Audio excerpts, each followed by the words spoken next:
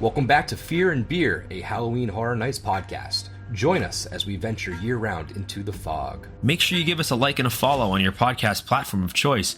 Also, be sure to check out our YouTube page where we upload every episode in its video format, and maybe a few other surprises as well. Make sure you're following us on social media to keep up to date with our newest haunted content. I'm Nick. I'm Seamus. I'm Jamie.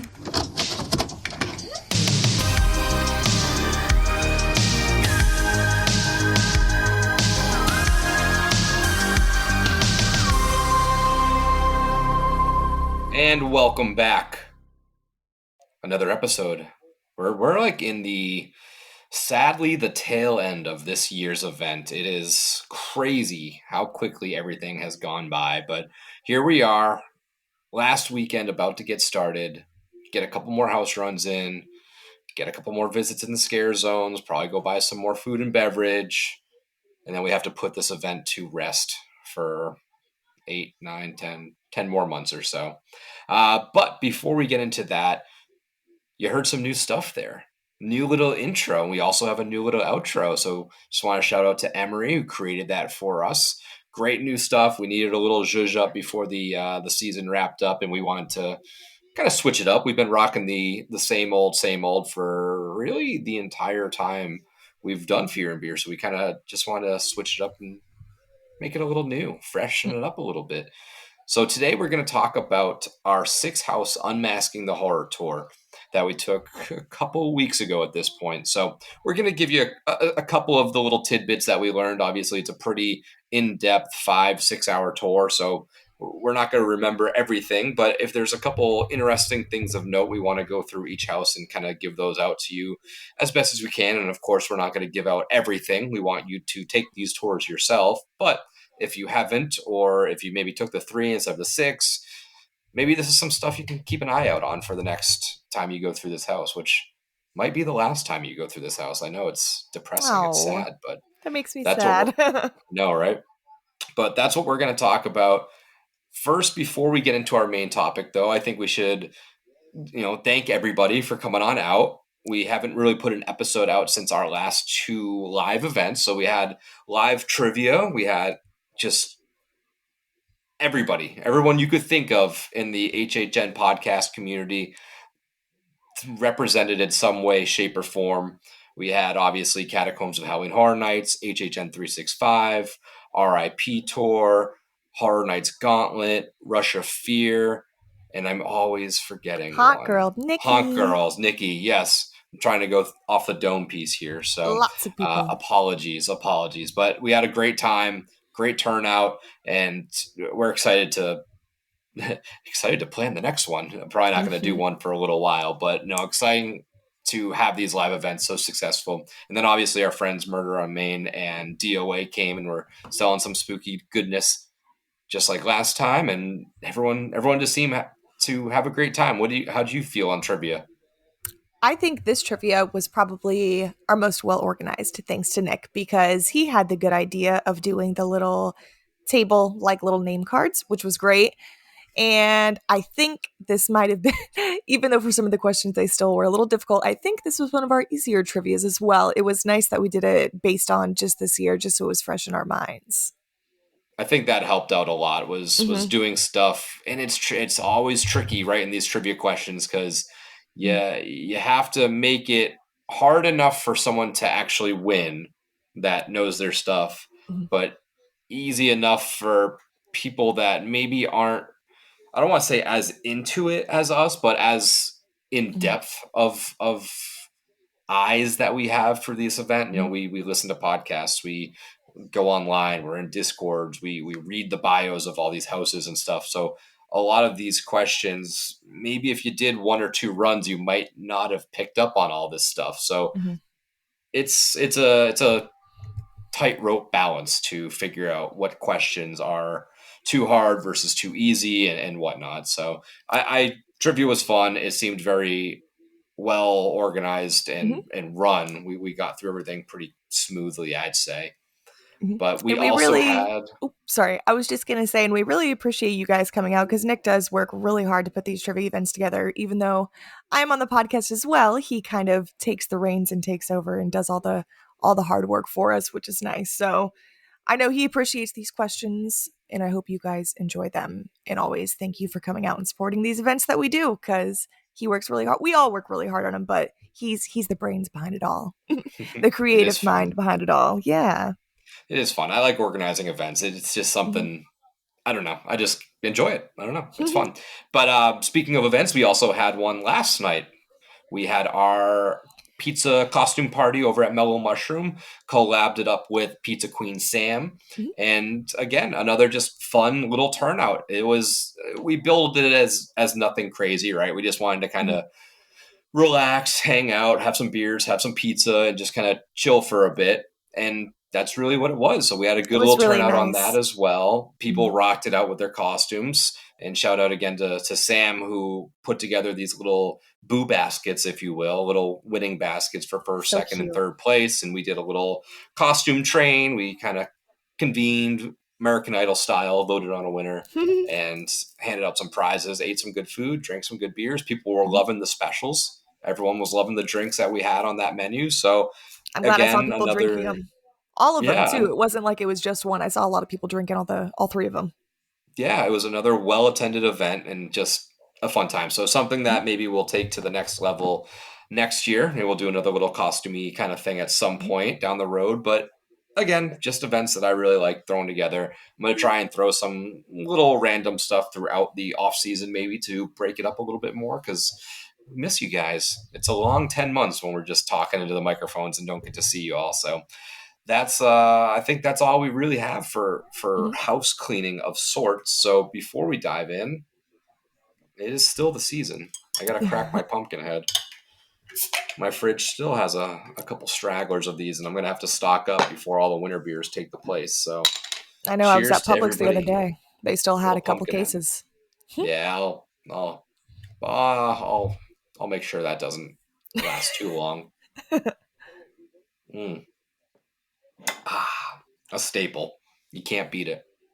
So let's start off the Six House Unmasking the Horror Tour. So we were, delightfully surprised that we got to be with Kendra again Kendra, on love her. our second year in a row. I believe we had her last year for our Six House Unmasking the Horror Tour. Just super good, knowledgeable, funny, charismatic. Just I love spending time with her. And you can, if you are to book these next year, you can request certain guides if you want when you book. You can put in a special request. We didn't. I Now that always we forget know. to when we book. It's just one of those things. But if you feel so inclined, you can always request, and I do suggest requesting with Kendra. Obviously, all the tour guides are, I'm sure, very amazing and knowledgeable, but we at least know firsthand. I can vouch and say, yes, she makes this tour that Mhm. much more worth it. So you can always request for that to happen. So Mhm. we started our tour with Insidious. So did you get a better appreciation of this house through the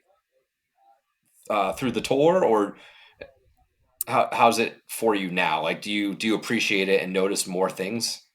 So I did notice more things, and I appreciate how knowing how they set it up now. So obviously, I was already excited for this house and loved it so much just because it's so picturesque and just wonderfully set up and the facade and everything. I've talked about it before in previous episodes.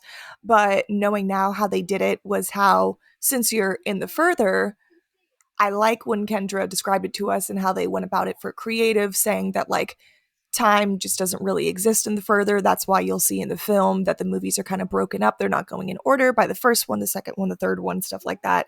It's all different bits and pieces of the different films kind of put in together in the further. And that's why you'll notice in some of the rooms that it'll kind of be like a mashup of the films, if that makes sense. But it's interesting to see everything with the lights on. I always really like doing these tours so much. And just even, and I've said it before when we've done these as well, but just even the little details, like in a house like this, I feel like there's so much bigger and noticeable props. Even the little things that they added that you literally wouldn't see at all. I think is just such a nice touch, like the different like little baby monitors you can see in the different rooms, the little like metronome that you see when you walk into the first room through the facade of the house, just little stuff like that. I think is really fun. But Nick and they proved that I was wrong anyways. There was one thing that I was very stumped about. So in the scene when they're in Dalton's room in his room in college, they have the closet little area with the clothes that look like what would be the perfect boo hole for a scare actor. And I could have sworn that on opening night when I was there for media that there was definitely a person in that boo hole. And when we were walking through it, I was like, oh, that's such, and Nick was like, there's no one ever been there. And I was like, yeah, I was noticing that no one's been there for a while. And you were like, yeah, no one's ever been there. And Kendra Nope. definitely confirmed for us that no one has ever been there. So maybe I was just dazzled by how wonderful this house was, or maybe it was a ghost that I saw in there. So that made it even creepier for me too, because I could have swore I saw someone in there, but so I mean, overall, to not answer your from question, I did enjoy this house after more doing the lights on. Yes. Yeah, not from my recollection was there ever somebody there. I always thought every time that there was going to be, because Mm-hmm. I thought it is just a perfect boo hole, but it is a good room with no character that it kind of lets you breathe a little bit before getting into, the red face demon lair, all that part. It's just kind of the madness. Oh, what's going on? Jamie unplugged Just something. plugging in my laptop. Keep Oh, okay. talking. Oh, Don't fine. you Oh, worry. I thought you were God, couldn't hear me, but yeah. So it's just I think that's a good breather room. There is a couple things that we did note for tidbits from this is the one of the little tricks that I didn't even know when you do head into that little baby monitor room. They have the crib there, and behind the crib you can see the flash of like a character. One of the static figures is behind there. I think it's behind the crib to the left of where the fiend is and stuff like that. But Mhm. the way they do that is it's a scrim, which typically they have throughout the houses in different areas, whether uh, it's that little drop down kind of screening that when the light hits it, you can see what's behind it. When it's dark, you can't see anything. But this one is different, and it's made from the same scrims that you would see on the buses, like the Universal or Disney buses that have the big design, the decals out on the front. But while you're riding, you can still see out. So that's kind of a new little trick that they did for that small aspect of that scare. It's kind of like a And scary window tint. yeah, it is. That's what it is exactly. And then what was interesting, one of the facts that they gave us about it's kind of about this house, but just all houses in general, just how quickly the art and decor teams have to work on this. They get the schematics, and then they have, like we've made mention in the past, giant warehouses just full of props, just rows and rows of just various props and mannequins and costumes, all kinds of stuff.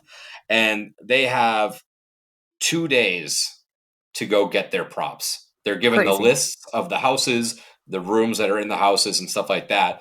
And they get that beforehand. But essentially, it's like that supermarket frenzy shopping show where you get That's exactly two what I minutes on thought the of. clock and you're running around grabbing stuff.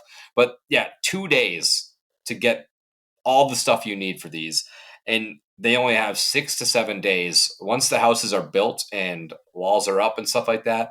6 to 7 days to put the props into that entire house. It's insane how fast these people work. They're truly like little ants, like little Not worker very bees. much time. No, I mean, when you start looking at all the little detail that's in all these houses, the fact that it's put together in under a week is just, it And that's blows what's my so mind. crazy to I was going to say, and that's what's so crazy to me too when I was mentioning all that stuff that you don't really get to see. It just shows you how much of appreciation they have for what they do, that they include those things in there that they know people won't see unless they do these tours or something like that, you know?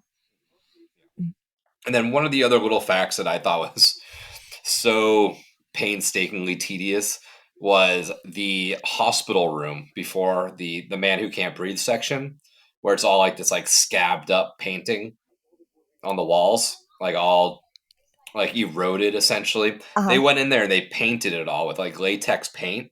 They let it dry, and then they had to go through and they had people hand picking and peeling back like little chips just to give it that worn out, decrepit look. I So love it.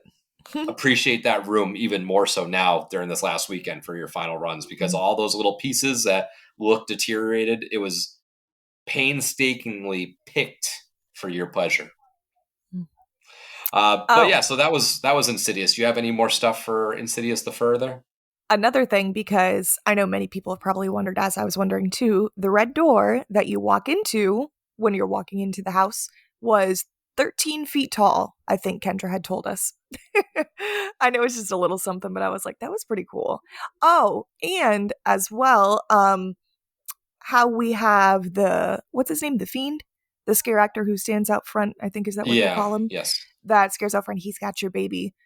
Usually they don't have many scare actors in front of the facades or outside of the houses other than no, actually no, it's the same thing too, because when we were walking inside Monstros, he's already in the house. So this is one of the few houses that actually had a scare actor outside the facade of the house, and one of the few times that they've actually used a trigger outside of the house too, which I thought was cool. Hmm. Mhm. And outside of the house is actually where in each house this year they've hit little snails, self named by Kendra as Gary. They're all Garys, I Gary. guess. That's what she had told Gary the us. snail? But I believe the snail is to the left, right before Hmm. you go into the house. It's kind of in that little area. So that's where that little snail is. I don't know if I'll Hmm. remember every single snail because I know. they're tiny little creatures, and I really didn't get a lot of pictures of them.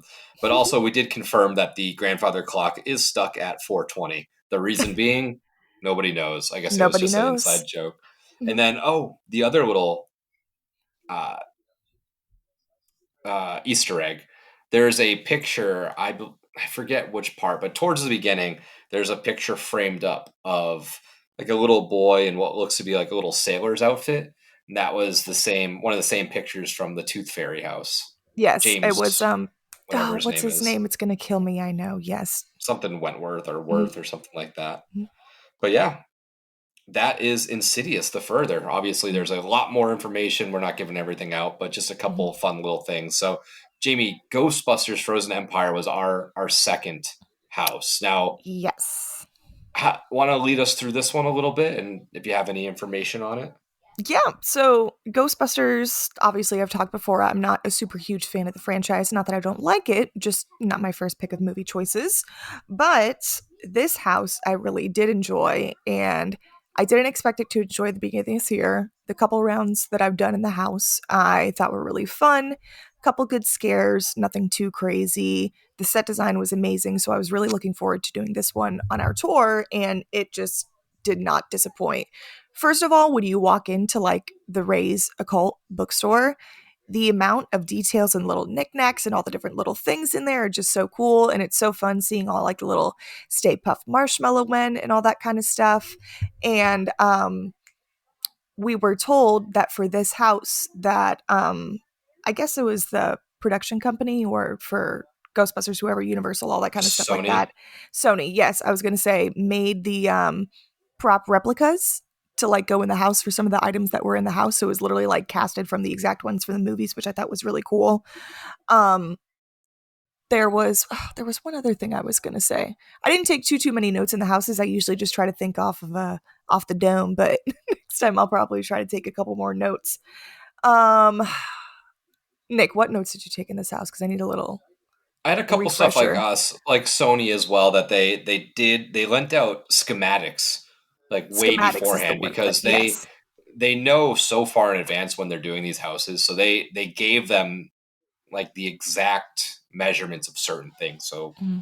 Universal could truly recreate it in a way that seems like it's coming right from screen Mm-hmm. into real life. But the there is the Oh, I remember fire one, but go ahead. yeah. I said Mm-hmm. the firehouse one. The firehouse is you talked about the door being 13 feet. The firehouse is 24 feet tall, Oh, I which is forgot that she pretty didn't pretty mention that crazy. too. Yeah.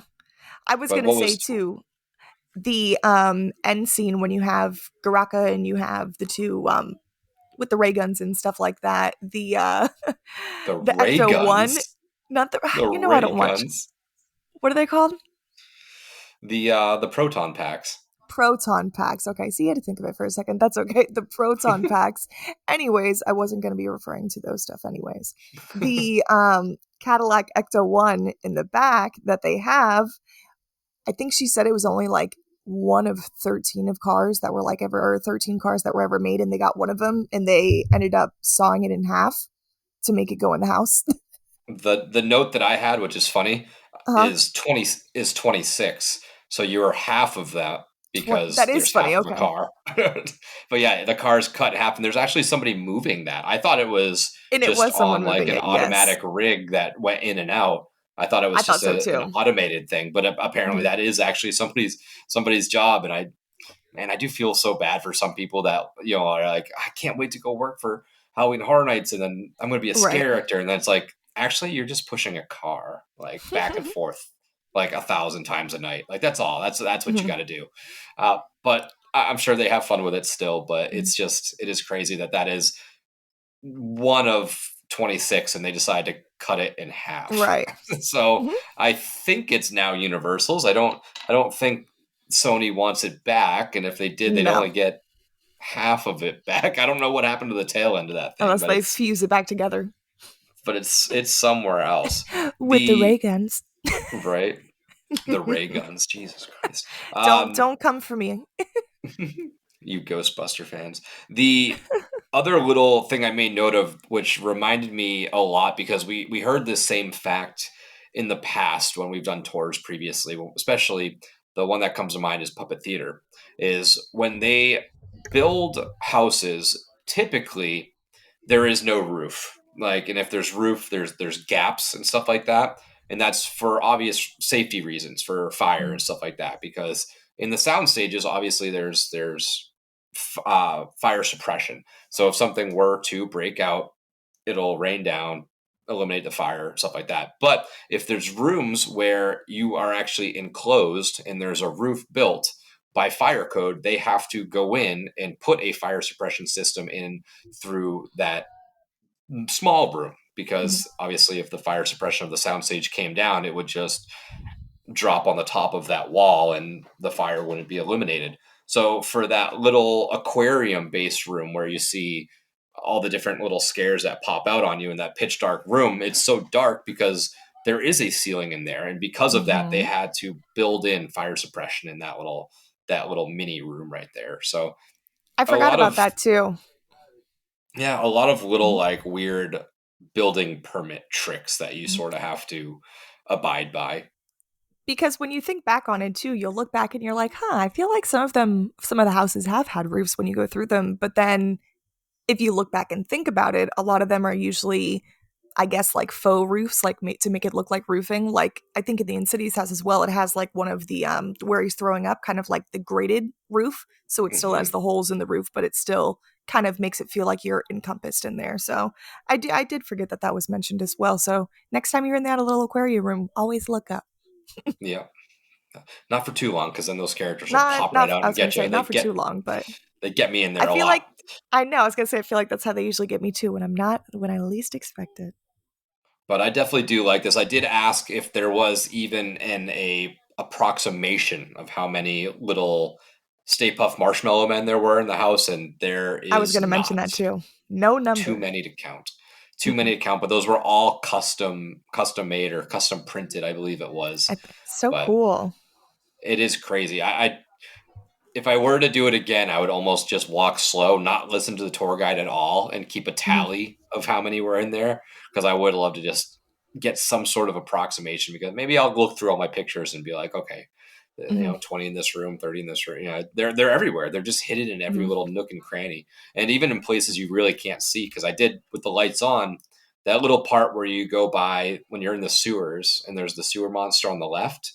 If you look to the right, there's a couple like pink spots in the wall, like far away, which in the dark it's just kind of pink. But with the lights on, you can see that in the pink slime is little mini Stay Puff Men. Mhm. So like they got like pushed against the wall and slimed up there, which was pretty Mhm. cool. So even ones you can't see, they are they are present still. Mhm. So let's go on to our third house now, and that would be Monstros, the Monsters of Latin America. Mhm. So this one, I'm trying to remember what it says, but I think the translation, when you walk into it, there's like a little gateway, and I believe what the translation was the Cemetery of the Dead. Is that I think so. I couldn't I'm pretty remember sure that's what it was. 100%. but I think I it think it was says Cemetery Cemetery of of the the Dead. Dead Yeah. in Spanish. So Mhm. thankfully, we had somebody on our tour who was actually from Mexico. So they were Who was doing able a to lot of the, translate? Yeah. they were translating, and seemingly, I think it was their husband or boyfriend Mhm. that is Jeff. must be Jeff, yeah, must be learning Spanish, or on his way in learning Spanish, and she would kind of grill him and be like, "All right, now you say what this is," putting him on the spot, embarrassing him in front of everybody. Who would do that? I would never do that. But You. this one, I didn't get a crazy amount of notes again because I was just so caught up in looking at. Mhm. This is a very in-depth house. I again, with the lights on, you can see just how much is in this thing, and there's a lot. And with the lights off, it's tricky because you need that for the atmosphere, but it does negate a lot of the detail that they put into this thing. So I got that one, and what I didn't know about El Sabone, which was something that they told us in this tour, is that he typically targets womanizers and drunks. So he's like Hmm. kind of not a bad guy. Like you go through the house and you're like, oh, it's a monster who's like gonna come kill us. Mhm. We're not on his list necessarily. Yeah, So we're good. it's like that hero you really, it's kind of like the Joker. You don't want to root for him, but you kind of do now.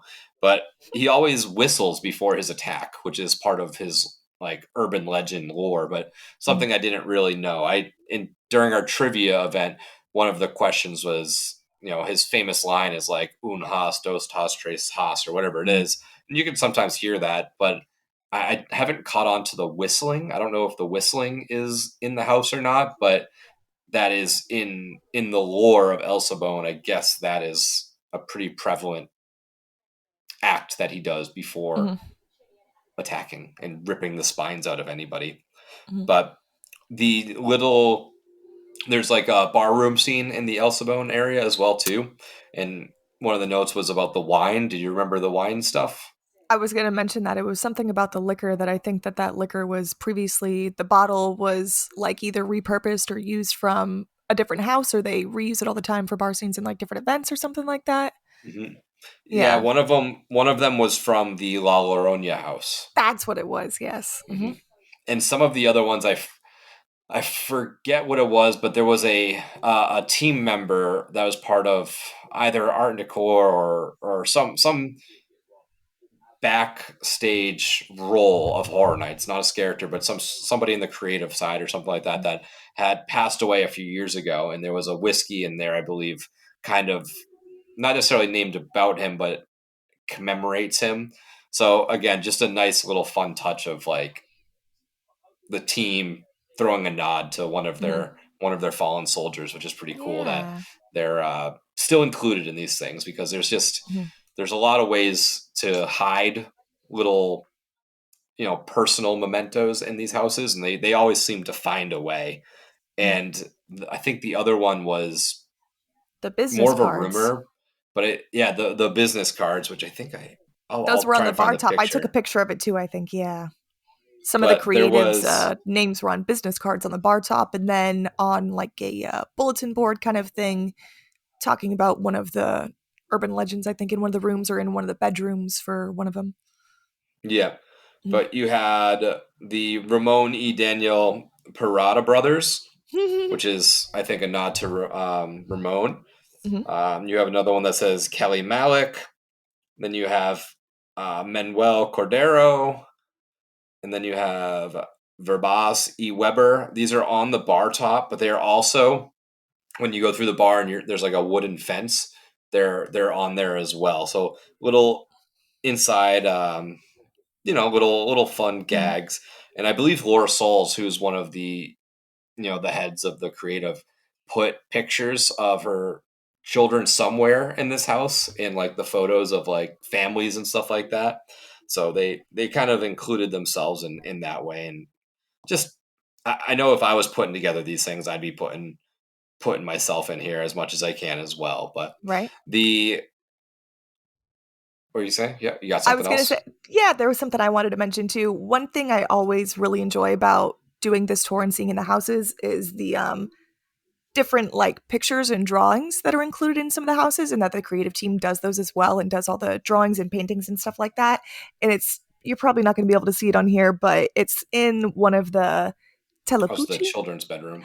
the children's bedroom, and it's La Lechuza, El Sabon, and Telepucci all drawn up in this like super creepy like portrait style setting. And I just love that creative goes like that far to do like stuff like that too. And just another thing that you really wouldn't notice unless you do something like this, but just the detail and the effort is so great. And I feel like with this house, it was just you could feel like the life that was put into the house, if that makes sense. Like I feel like they haven't done something of the Latin American descent, like that kind of like urban legend style. I know we've done urban legends You know, with like Yeti and Chupacabras, other La stuff like Llorona. that, and Chupacabra and La Llorona, but I feel like this really emphasized on it and gave it like a new light and new perspective to some of those stories that we don't really know or aren't as familiar like with La Llorona and stuff like that. So I just think it was a really cool house, and I love it. Definitely, I feel like this one, and we'll talk about it later, but Bloodlines, I did find a newfound appreciation after doing these houses with the lights on. Yeah. And then a couple more little notes that I had. The little scrims, which we talked about previously in Insidious. Mhm. The intro of every single like monster has their own scrim. So you have the Mhm. Telepucci up front, and then behind it, it's kind of like a static Telepucci. And then you have Elsa Bone, same thing, scrim. And there's like a little static figure of Elsa Bone. Mhm. But then at the very end, you come to the Lala Chusa and you see the scrim, and you see a little figure back there, and you're like, oh, that's cool. And you just kind of walk by it, and that's the only one that is a live actor behind there. And they come out and scare you from the Mhm. side, which is cool because even Kendra made note of it that your pattern building process is Uh-huh. typically in threes. So your first time you're kind of like, oh, interesting. The second time you're like, oh, that's kind of normal. That's got to be the pattern. And then on the third time, the third go around, you're like, oh, that's for sure just another static figure. No, it's not. And that's how they get you. So that one, and then as we walk to the giant Lalachusa, which obviously is the prop brought over Oh, from amazing. Hollywood, before you get there, you have the little bird cages. And those bird cages were also brought over from Hollywood, which was interesting because we I kind was of going to mention that too. you focus so much on the actual giant animatronic that you forget that those other little props are also brought over too. Mhm. Super fun. And that animatronic and puppet work and just detail. Oh my god, it's just so amazing to see. And it was nice. I always feel bad because I tend to kind of like hang back sometimes in the tour to get good pictures without anyone in the room and stuff like that. But I was just standing there like in awe, and they were like, "Is Jamie still back there?" And I was like, "I'm coming. I'm sorry." But it's just crazy to see it so up close and in person like that. And I love the sharing aspect from Hollywood. I really like the different exchanging of items and different props and stuff like that. It's cool because we probably would have never gotten to see that unless we had went to Hollywood. So, Yeah, no, mhm. no. So that was Monstros, the Monsters of Latin America. And then next up, we took a little break, a little lunch break, hung out, and then we Lunch break. continued our tour. So the next house after that, did we? Oh, we went to Universal Monsters. Went Bloodlines. to the back. So Universal Monsters, Mhm. Eternal Bloodlines. So do you want to talk a little bit about Bloodlines and Yeah. some stuff that So, maybe you didn't know beforehand, or something you appreciate more now? yes, I finally got more of the storyline of how everything was going. Even for Kendra, I feel like she explained it in such great detail. But after hearing it like that now, I'm like, now I see going through the different rooms how they kind of like wanted to emphasize it, I guess, more in like a storybook telling, but with the narrator. Because when you're going through the different sequences in the different rooms, I took some of the photos on here. It'll kind of show like Dracula's daughter in the back, and then it has, oh, I always butcher her name, Anaxamoon. Saskia.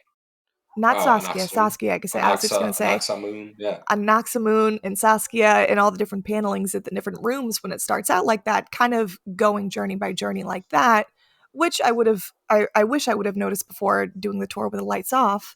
But it was cool, and I didn't note it, but I took pictures of it. So in those specific rooms as well, they kind of have like a weapon setup that you can see in like some of the crevices in the walls and stuff like that. So you have like the big daggers, the wooden stakes, the big metal protruding rods, stuff like that that they used.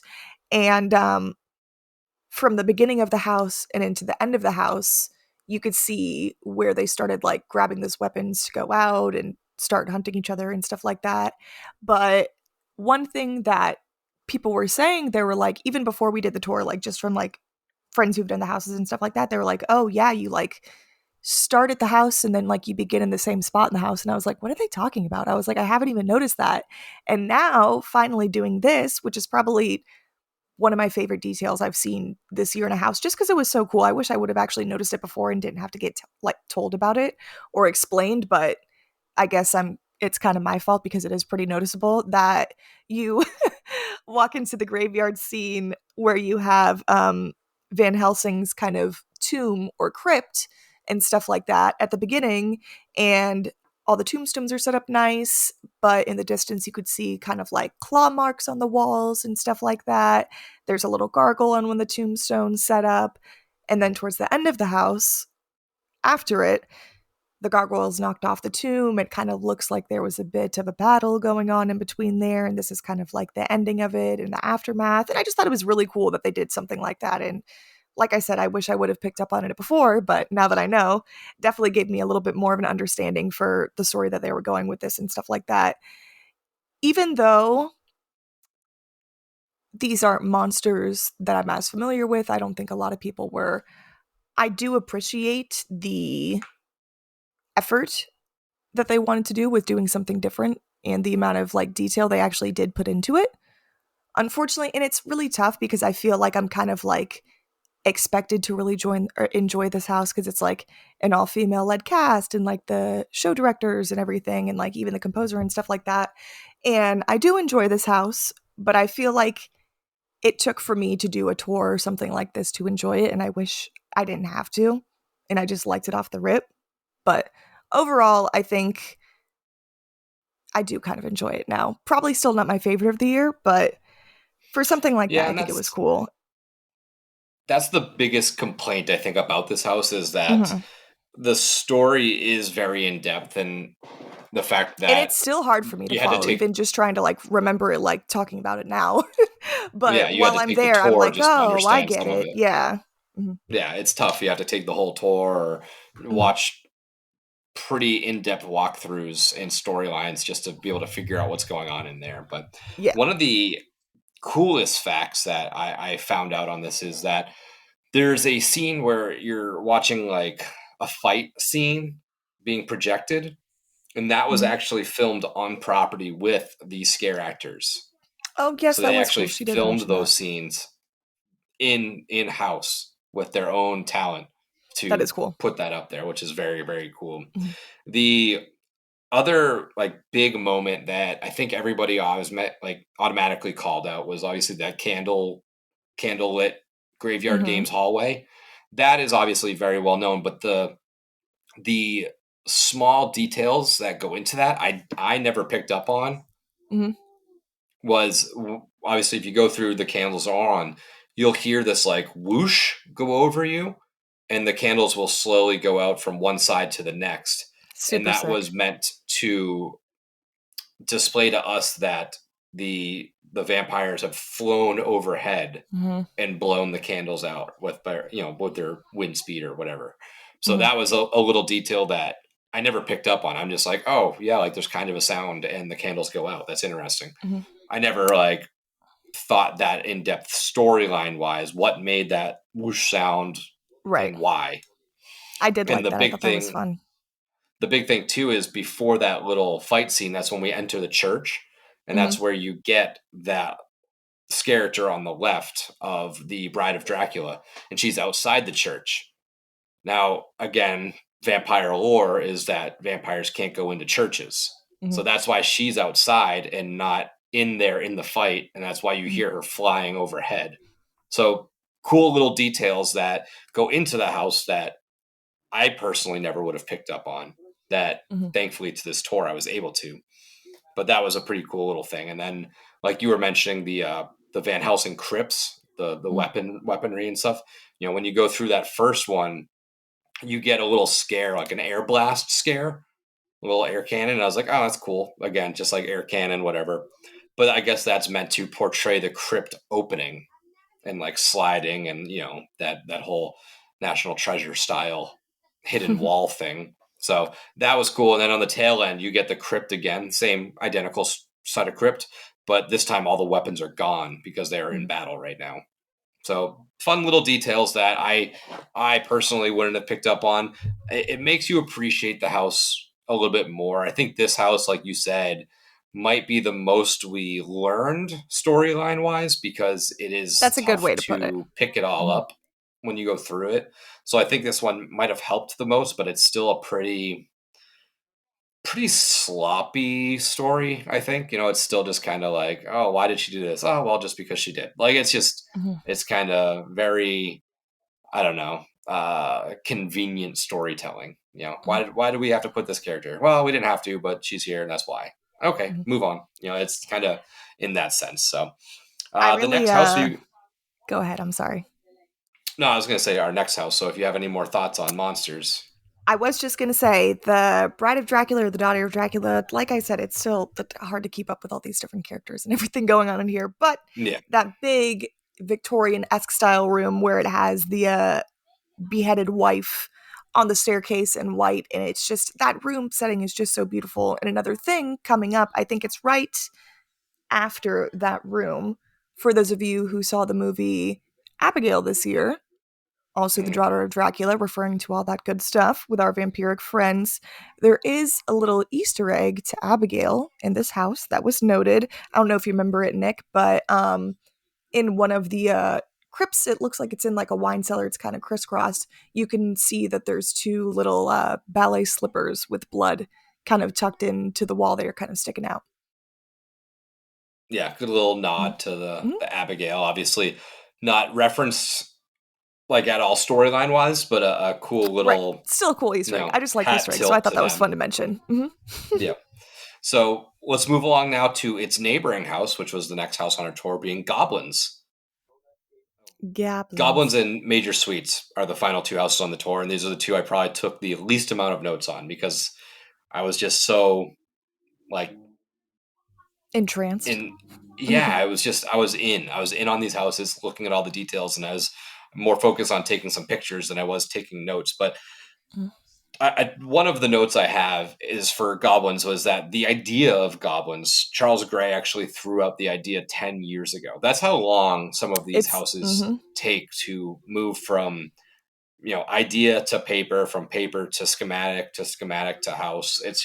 It's a long process, and a lot of things have to go right. I don't know, maybe if Dueling Dragons wasn't received the way it was in a positive way, maybe we wouldn't have gotten a goblins based house, right? Because maybe that was a little them testing it out to see if the fantasy was fantasy. something that the crowd goers would appreciate. So if we had to get dragons to get goblins, I'm cool with it.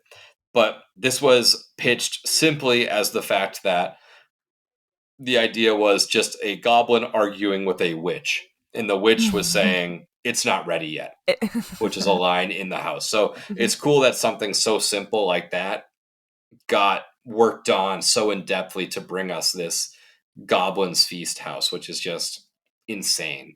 One of the little trivia questions that we had that I think is fun to note in that very first room. Again, you can't really see it too much when you're going through with the lights off, but in that back right hand side, you can see a little dartboard style thing with a head on it.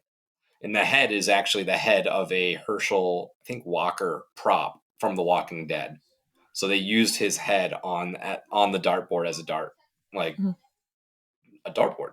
Duh. A But dartboard. uh, but yeah. So that was a cool little interesting fact. And then I always forget the guy's name that put this together, but it's the same I was one gonna that say I'm was terrible. I forget his name too.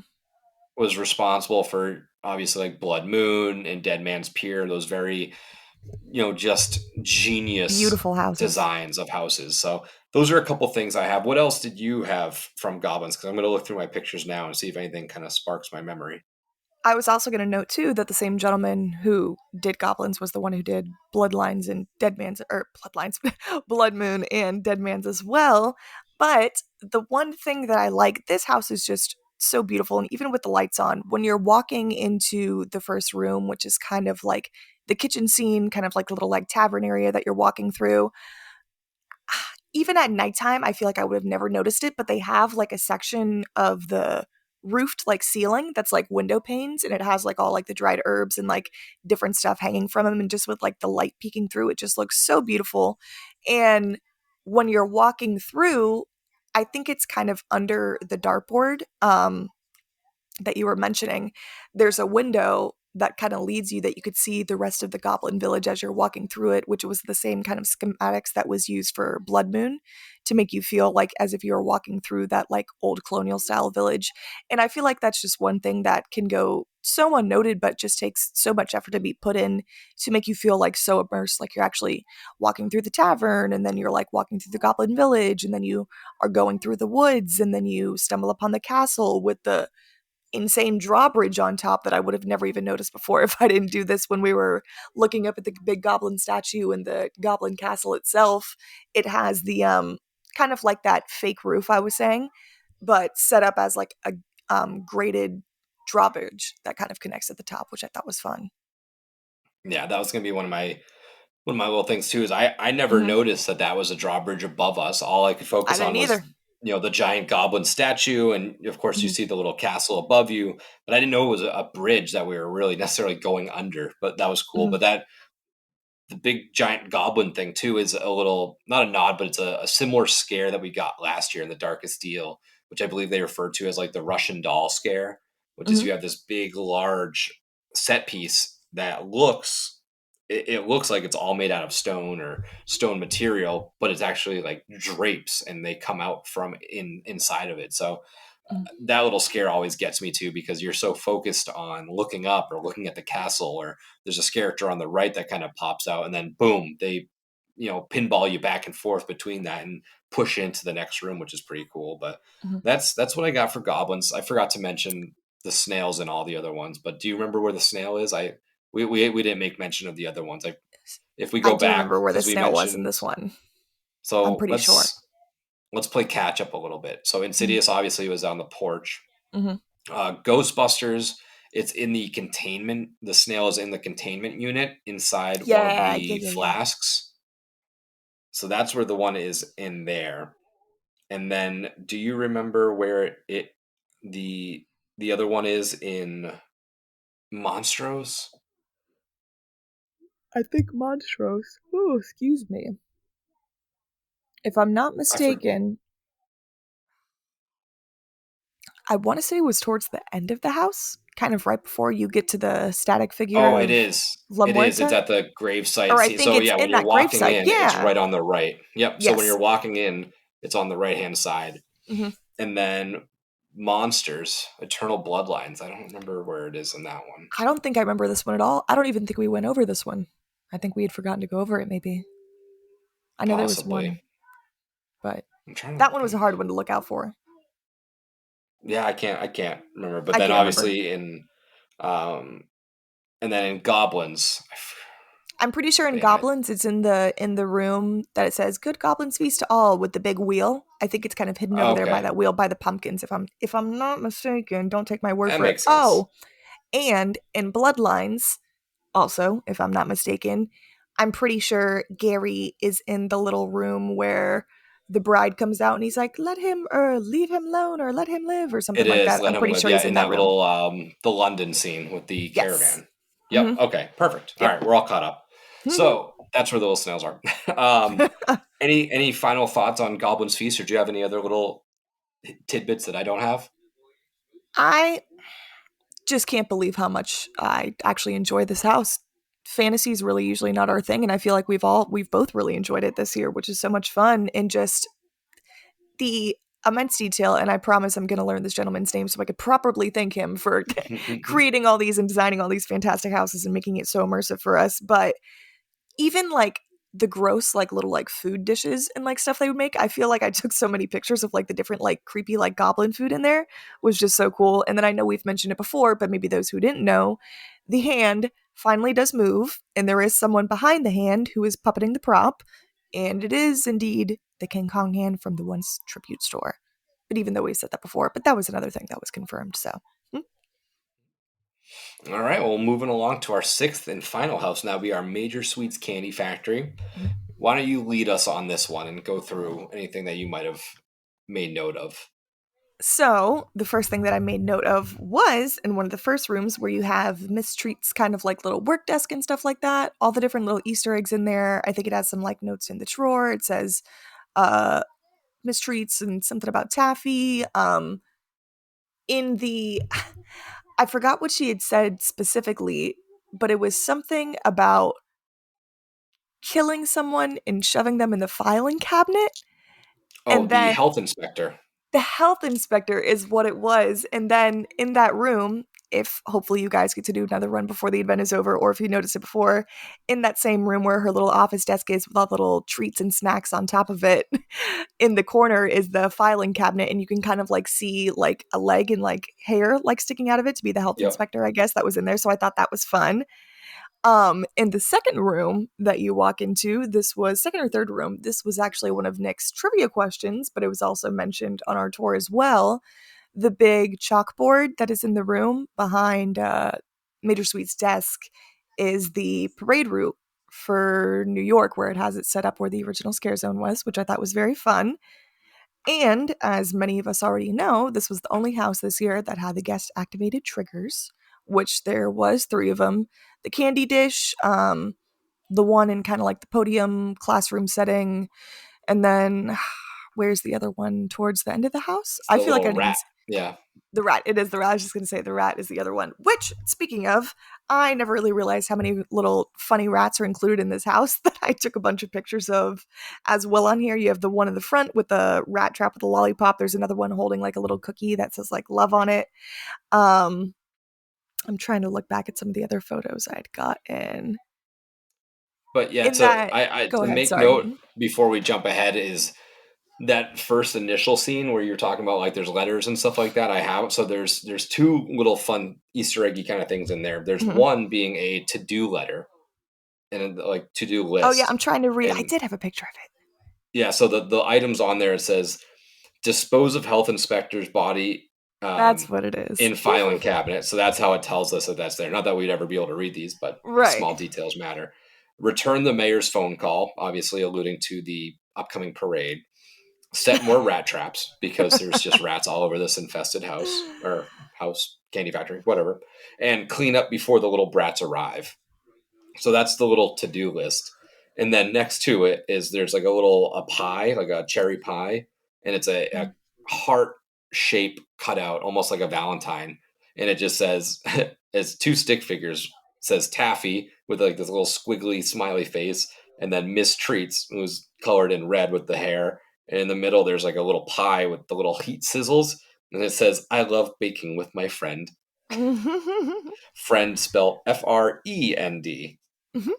And Sam's lollipop is in that room too, behind the candy jars. Another little Easter egg. Mhm. But yeah, the little details in this house are really cool. All Mhm. the different candies they have, just all these like bizarre. Obviously, you have the lollipops, but then you have, I think it's called like Miss Treats discs, which are the buttered discs. Oh, They I was have gonna say all the different the gooey little chews, mhm. all kinds of Mr. stuff in Icy that Cones, house. the Deadly Bar, Jumbo Jawbreakers, hmm all the The specialty branded. the first well, the second guest activated trigger. Obviously not the candy dish, but the one with the button that you were mentioning with like the puking Mhm. person. Mhm. I couldn't ever really know where the things were placed, but if you are directly in front of it and you hit the button, you're pretty safe. The two ways that it shoots water out are like before and after. So if you're on the side, don't push it then, it's just gonna hit you. But if you wait till it's right in front of you and you're at the corner of the desk and you hit it, it'll shoot out both sides and hit the party in front and Mhm. behind you. So that's where it really comes into play there. But another little fun detail that I saw that I had never noticed going through the house because it is a little bit darker and I didn't pay too much attention. But there's a scene where there's two people like kind of strung up with their intestines coming out, all wrapped around like what looks to be like a handrail or piping. Mhm. But in there, not only is it their intestines, but it's a bunch of little hard candies, like almost like what you would put around like a Christmas tree in like the Mhm. 70s or 80s.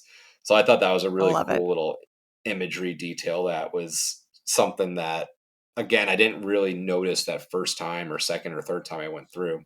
And then the ending has a little fun tidbit because there's a part where, God, I forget the line from Mistreats, but it's something about the trash compactor or something Mhm. like that. Um, but essentially saying like, if anything is left, meaning us, any visitors or stragglers are left, dispose of them in the trash dispenser. Which, as we're walking out, that's what's like pushing down above us. It's supposed to be like we're walking into the trash compactor, and Mhm. that's, we all die. Obviously, none of the information from the house gets out to the streets because the parade goes on, and we know that because this is a house that takes place timeline wise Mhm. before the scare zone, And they destroyed the evidence. and they destroyed the evidence. But yeah, that's Major Sweets. I already had a pretty deep appreciation for this house, but this does bring it up to that next level. But any other last little information from Major Sweets? I think that was pretty much it. The only thing I did want to mention was the like static figure body that they have with the tubes being inserted with like the taffy or whatever liquid pouring through. Even just something like that, because they had mentioned the water flooring that they have in that room too. I guess Kendra was saying that it's like a system that they use that like continuously like filters and like pumps the water through, so it's like flowing through the whole time. And I feel like just something like that to add in a house is just like that extra like detail, because I feel like even though we get some sort of like water features occasionally, like we get like the little spritz or like the puking guy above from Insidious kind of like spraying down how we had that in the Yeti as well. I just feel like it's really fun to see water features in houses or something like that, just more moving things that aren't as like mechanical. Yeah, especially in Mhm. houses that you wouldn't suspect, right? Going into Mhm. Major Suites, we're not like there's going to be a cool water effect. Right. This is not something that would have crossed my mind. So it's fun Yeah. when they throw these little things in there. But Mhm. I think that's all for our six house Unmasking the Horror Tour recap. We wanted to get this out before the final weekend, so you can maybe Mhm. appreciate these houses one last time a little bit more in depth. But yes, Yeah. we are at the end of the season. It is It's been a a busy very one. tiring season. It is a Yes. long season. It's 2 months of kind of no sleep. But man, it's worth it. Every time we go to the event, we just have so much fun. We bump into somebody every single time we go. And thank you for saying hi. Thanks for coming up and getting little goodie bags. We appreciate every single one of you that not only We've met a lot listens, of cool but people this year. yeah, we really have. We've turned a lot of, and we'll probably talk about this more on our final rankings episode and stuff like that. So we don't have to wax too poetically right now, but it's Mhm. just been a very fun season. We've turned a lot Mhm. of, I don't want to say fans, but we've turned a lot of listeners into not just listeners, but friends. And we've met Yeah. a lot of other people from other podcasts and hung out with people that we've hung out before more often. And Mhm. it's It's nice. definitely, I think, maybe not strengthened the community, but at least strengthened our relationships with certain people. Mhm. And it's just really cool that such a weird, tight knit event creates such a strong bond amongst people. So it's Mhm. just been a really cool year, and we'll talk about that later once we get down the road to our final rankings episodes and stuff like that. But it's just been a great year. Enjoy the last weekend. It is the last weekend. Give all the praise that you can to these characters that have been doing their damnedest to bring you a sense of joy for the last 2 months, putting their bodies and mental states on the line, because this is Mhm. not an easy job by any stretch of the imagination. I know I couldn't do it. I know I wouldn't have the patience for it. Oh, So me either. that's Me it's either. a So props pretty to you tough guys. task. Mhm. Yeah, so that's what we got going for it right now. Enjoy the event for the last little week, and we have obviously some really cool stuff. Like I said, it's a sad moment, but I think I'm ready to just about put this event to rest. We can start talking about 34, and we can kind of get on with the show. We'll keep it continuing, going out through the whole off season, and bring you some cool stuff to talk about. But any final thoughts on your end, Jamie? It's been a long season, but it has been a fun one. I have to say that I will miss this event. As much as it didn't stand out to me as past events have before and all that kind of stuff like that, and I was upset about my IPs not being as great as I'd like it to. Overall, I feel like this event, the people kind of more so made it for us. I feel like Mhm. this was kind of like, I know we'll get into it more in the next episode and stuff like that, but all around, it's just so nice enjoying something we love with people we like hanging out with too. And it's nice that other people enjoy it as much as we do, and we get to appreciate that together. And I'm really gonna miss Insidious. Really gonna miss Insidious a lot. And Slaughter and Goblins. And I feel like thinking about it now, like last year looking at it, I feel like there wasn't really that specific house. I was like, damn, I'm gonna really miss this one. But I feel like there's a couple of that this year, which is nice because Blood even Moon, though, Darkest Steel. well, Blood Moon and I feel like Blood Moon was the main one for me last year. But Chucky. overall, it's been a good time. What did you say? Chucky. Chucky. I didn't hate Chucky. I don't know why everyone was hating on the kid, but I didn't mind it. But anyways, it's been a fun season. Gonna It miss really it. has. Mhm. Yep, it has. It has. But we'll talk about that later. So Yeah. until next time, this is Nick. This is Jamie. Happy haunts.